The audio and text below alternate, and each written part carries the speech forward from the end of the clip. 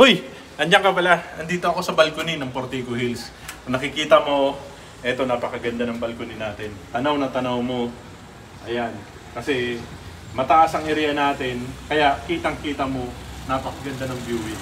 Okay? Dalawang room ang naka-access sa atin. Ito naka-sliding, may sliding door tayo dito. Ayan.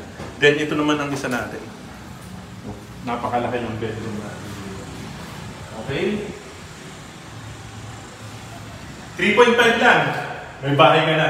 3 bedroom, 2 toilet and bath, complete turnover, meron ka pang gate at meron ka pang fence. Wala ka na ipapagawa. At ang kagandahan nito, pre-move-in tayo. Kasama na ilaw, tubig, miscellaneous fee, bank charge. Kaya ano pang hihintay mo? Sa 3.5 Portico Hills para sa inyo.